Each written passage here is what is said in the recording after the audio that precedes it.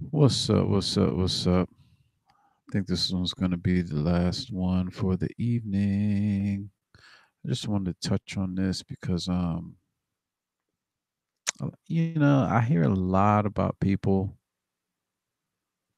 talking about Farrakhan and a lot of negative things that he said in the past and hell, not so distant past, probably. I don't listen as much to a lot of the sermons because the man can speak for like hours. Okay, and I'm more busy now, but when I can, I like to hear what he said in toto because in the past I've learned that a lot of times what they'll do is they'll take the most negative aspect of what he said and they'll put it on the news. So I said, well, let me see what's going on here, right? I figured I would just take a few clips. I mean, and I'm not saying that I agree with everything that the man says, but he does speak a lot of truth. And a lot of times we get in our feelings when it comes to uh, negative things that people say or things that we might deem negative from our understanding. Um, as for me, I can't say that, hell, my wife is white. She's Hungarian. I have children with this beautiful woman. So, if there's any person, leader, um, big personality who I don't even know if he would disagree with it or say that it's bad. But if he did, it wouldn't be a thing for me because I gotta live my life. I can't, you know, I can't live my life based on a few words that a man says that I disagree with and I agree with him on. If if somebody says, I think I said it before, something like, "Hey, I'm a racist, and your house is on fire." I'm not going to say, "Oh no, my house isn't on fire because you're a racist." No, I'm still going to look, and if my house isn't that, he could be right about that, but at the same time, the part, that's just I don't know if that's a bad example.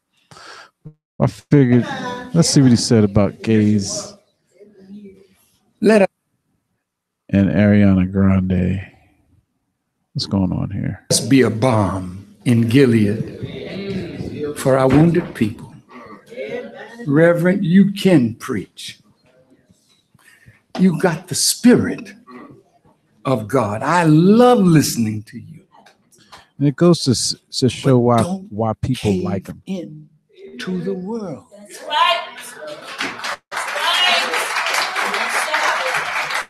You don't have to judge the homosexual. Don't do that. Because if you're going to throw a stone at them, throw a stone at yourself. Because ain't none of us, been so holy. We need a God that is merciful and forgiving. So when you preach, don't preach like you're free of all the things we've done. Preach like you're struggling, like Paul. You know, I die daily, he said, for the Lord. You got to struggle to be right in this world. And women, when you see great preachers and teachers, and you are without a man, don't angle like you fishing. That man is a good catch. So right now he's saying like, look, look, when you see good men, don't just go after them regardless of his situation. Don't just go for that look. Be the holy woman that you are. And the Quran says it like this. It says to the female, keep chaste until Allah, God, enriches you out of his grace. And his grace is much. There are good men around. Don't look for them. Let God bring one to you. But when it comes, make sure Satan didn't send him. You better check him out thoroughly. And remember that you are the woman of God. And your womb is his workshop. And if he makes you pregnant or allows it, dedicate what is in your womb to him. That's what set Mary apart. She vowed what was in her womb to God. Make that vow and keep God on your mind, because you're his woman, not the woman of the man you married. You're the woman of God. So be a godly woman. And brothers, let's help them to be godly by not being a dog running after a bone with a little meat on it. Thank you for listening. You know what I mean? It's not bad advice. That's what I'm saying. You know, it's like I feel like there's more good in his messages than there are those clips that you might see on the news or hear that people said. You know, let's see here. What did he say? What did he say about the gays? Let us be a balm in Gilead for our wounded people. Reverend, you can preach. You got the spirit of God. I love listening to you. But don't cave in to the world. That's right. You don't have to judge the homosexual. Don't do that. Because if you're going to throw a stone at them, throw a stone at yourself. Because ain't none of us, been so holy. We need a God that is merciful and forgiving. So when you preach, don't preach like you're free of all the things we've done. Preach like you're struggling, like Paul. I die daily, he said, for the Lord. You got to struggle to be right in this world. I just played that one. And women, when you see great preachers. Let me close that, dude. My bad. My bad. I knew something was like, I said, dang, this sounds familiar.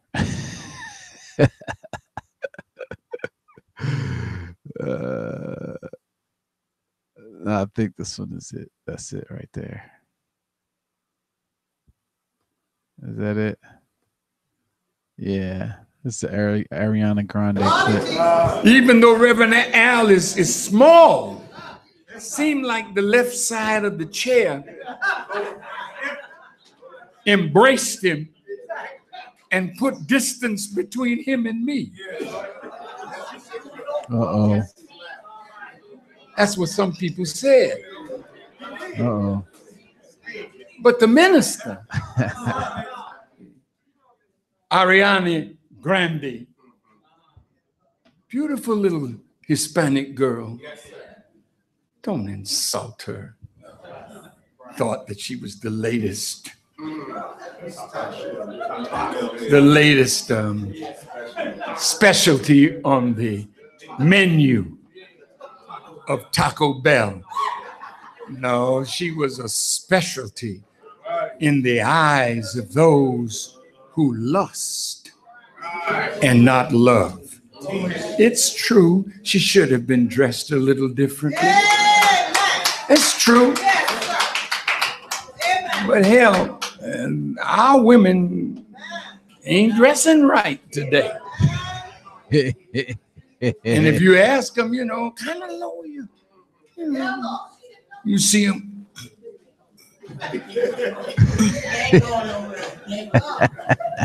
Sit down, the skirt just raise up, and preacher.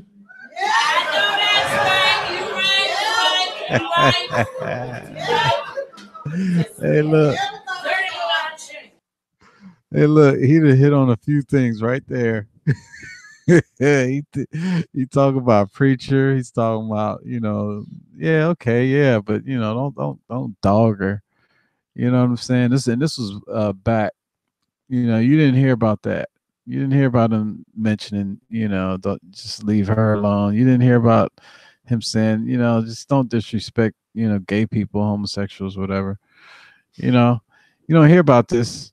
I'm not saying it should, absolve any comments or any feelings or whatever that you or anybody out there might have. I mean, hell, you feel how you want to feel. I'm just saying, uh, you know, there are messages in there.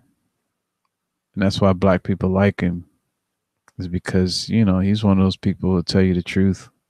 He was one of the people out there in the early days after Malcolm X. And, I know what people say about that with him too. So, I mean, hey, I wasn't there. I don't know if anyone um, admitted to anything. It's hard to it's hard to get to any truth, especially back in that time when hell, they didn't have camera phones everywhere. Got eyewitness accounts and whatnot. But my point is this: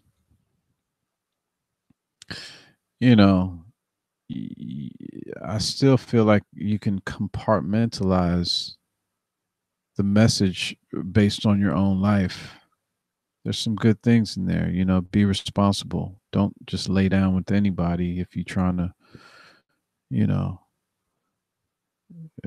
keep yourself valuable for certain ones. But I'm not saying in today's time, you know, whatever. But man, it's not a bad message to, you know, keep just to check these guys out. That would be something I would tell my daughter. Say, look, don't just think he's just cute and that's like, oh, okay, that'd be a good one to make a baby with. You know, it's not wise. So that's where I'm coming from on that. But anyway, just I don't know. I was listening to a part of one of them that I was watching that I had ready, and I was like, somebody, I guess you could say that they're talking about me, but if you go in with with the understanding that he's talking to his people, but if you also go in not thinking that everything is about the Jews,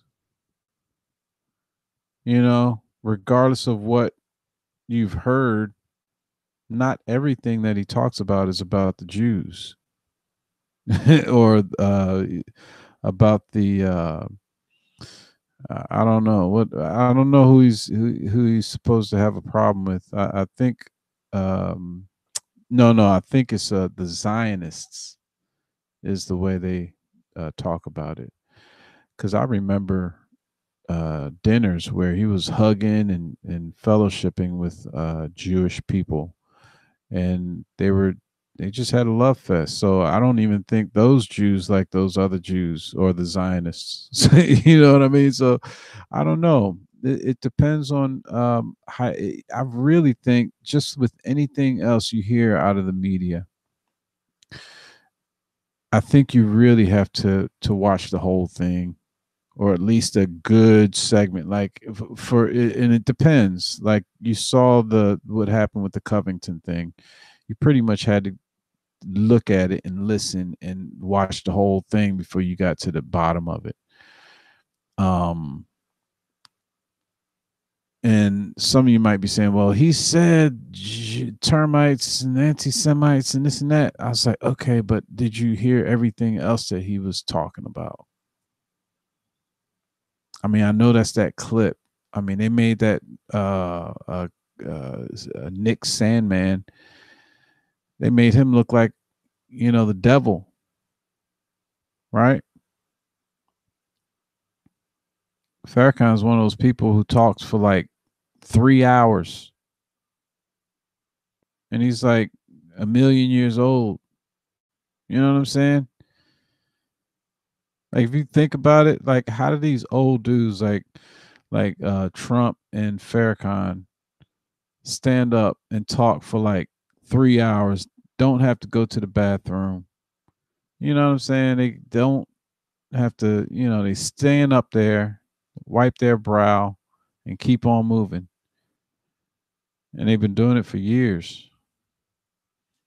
So there's something to it. I'm not saying you got to like the guy, but you could also see why uh, black people like him. You know,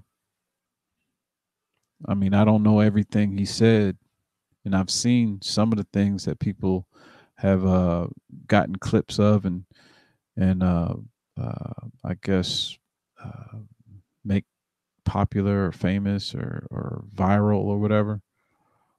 But what they don't show you is, they'll show that 10-second clip, but they won't show you the other 2 minutes. I mean, 2 hours, 59 minutes and, 50 seconds, where he'll tell black people about themselves and the things that we could do better. So, yeah, I'm gonna just leave it at that. Anyway, I'm gonna keep it moving. Probably go get some Z's, get back at it. Anyway, therefore, on the other hand, nevertheless, word, peace.